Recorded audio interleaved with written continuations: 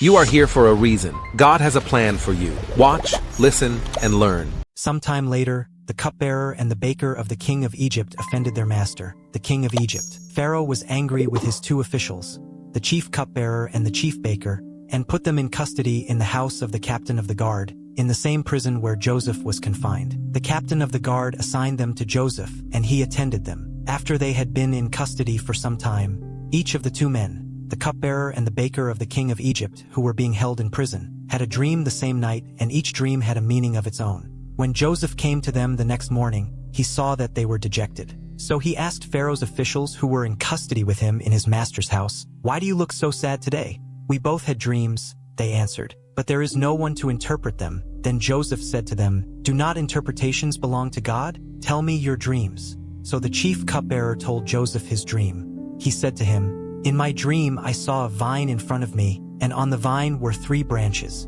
As soon as it budded, it blossomed, and its clusters ripened into grapes. Pharaoh's cup was in my hand, and I took the grapes, squeezed them into Pharaoh's cup, and put the cup in his hand." "This is what it means," Joseph said to him. "The 3 branches are 3 days. Within 3 days Pharaoh will lift up your head and restore you to your position, and you will put Pharaoh's cup in his hand, just as you used to do when you were his cupbearer. But when all goes well with you, remember me and show me kindness. Mention me to Pharaoh and get me out of this prison. I was forcibly carried off from the land of the Hebrews, and even here I have done nothing to deserve being put in a dungeon." When the chief baker saw that Joseph had given a favorable interpretation, he said to Joseph, "I too had a dream. On my head were 3 baskets of bread. In the top basket were all kinds of baked goods for Pharaoh, but the birds were eating them out of the basket on my head." "This is what it means," Joseph said. "The 3 baskets are 3 days. Within 3 days Pharaoh will lift off your head and impale your body on a pole, and the birds will eat away your flesh." Now the 3rd day was Pharaoh's birthday, and he gave a feast for all his officials. He lifted up the heads of the chief cupbearer and the chief baker in the presence of his officials. He restored the chief cupbearer to his position, so that he once again put the cup into Pharaoh's hand. But he impaled the chief baker, just as Joseph had said to them in his interpretation. The chief cupbearer, however, did not remember Joseph. He forgot him. When 2 full years had passed, Pharaoh had a dream. He was standing by the Nile, when out of the river there came up 7 cows, sleek and fat, and they grazed among the reeds.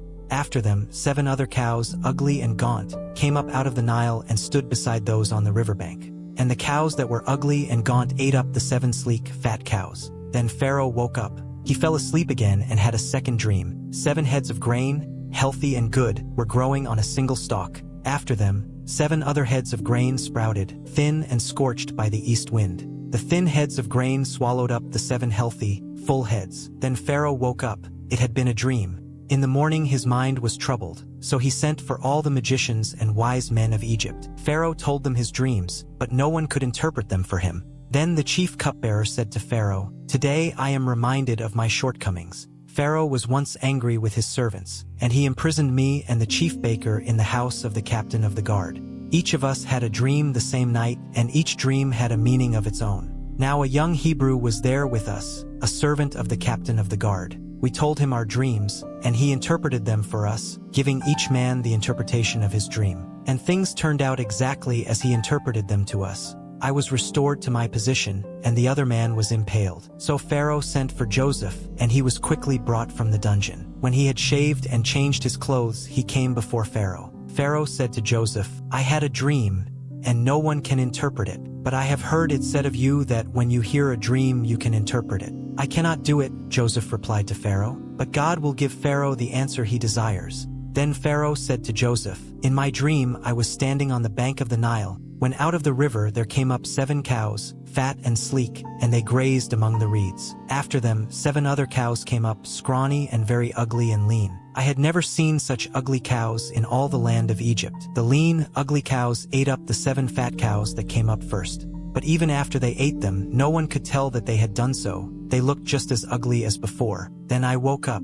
In my dream I saw 7 heads of grain, full and good, growing on a single stalk. After them, 7 other heads sprouted, withered and thin and scorched by the east wind. The thin heads of grain swallowed up the 7 good heads. I told this to the magicians, but none of them could explain it to me." Then Joseph said to Pharaoh, "The dreams of Pharaoh are one and the same. God has revealed to Pharaoh what he is about to do. The 7 good cows are 7 years, and the 7 good heads of grain are 7 years. It is one and the same dream. The 7 lean, ugly cows that came up afterward are 7 years, and so are the 7 worthless heads of grain scorched by the east wind. They are 7 years of famine. It is just as I said to Pharaoh. God has shown Pharaoh what he is about to do. 7 years of great abundance are coming throughout the land of Egypt, but 7 years of famine will follow them. Then all the abundance in Egypt will be forgotten, and the famine will ravage the land. The abundance in the land will not be remembered, because the famine that follows it will be so severe. The reason the dream was given to Pharaoh in 2 forms is that the matter has been firmly decided by God,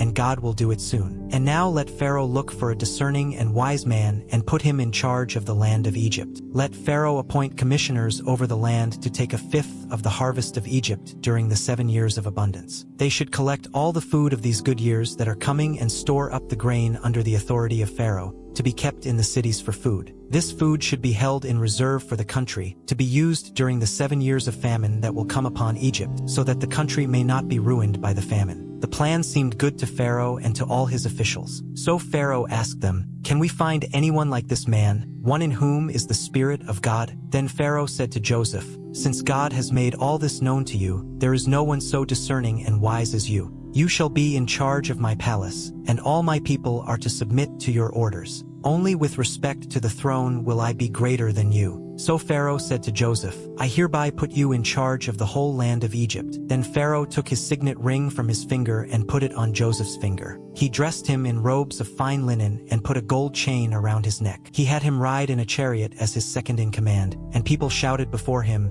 "Make way!" Thus he put him in charge of the whole land of Egypt. Then Pharaoh said to Joseph, "I am Pharaoh, but without your word no one will lift hand or foot in all Egypt." Pharaoh gave Joseph the name Zaphanath-Paneah and gave him Asenath daughter of Potipharah, priest of On, to be his wife. And Joseph went throughout the land of Egypt. Joseph was 30 years old when he entered the service of Pharaoh king of Egypt. And Joseph went out from Pharaoh's presence and traveled throughout Egypt. During the 7 years of abundance the land produced plentifully. Joseph collected all the food produced in those 7 years of abundance in Egypt and stored it in the cities. In each city he put the food grown in the fields surrounding it. Joseph stored up huge quantities of grain, like the sand of the sea. It was so much that he stopped keeping records because it was beyond measure. Before the years of famine came, 2 sons were born to Joseph by Asenath daughter of Potipharah, priest of On. Joseph named his firstborn Manasseh and said, "It is because God has made me forget all my trouble and all my father's household." The second son he named Ephraim and said, "It is because God has made me fruitful in the land of my suffering." The 7 years of abundance in Egypt came to an end, and the 7 years of famine began just as Joseph had said. There was famine in all the other lands, but in the whole land of Egypt there was food. When all Egypt began to feel the famine, the people cried to Pharaoh for food. Then Pharaoh told all the Egyptians, "Go to Joseph and do what he tells you." When the famine had spread over the whole country, Joseph opened all the storehouses and sold grain to the Egyptians, for the famine was severe throughout Egypt. And all the world came to Egypt to buy grain from Joseph, because the famine was severe everywhere.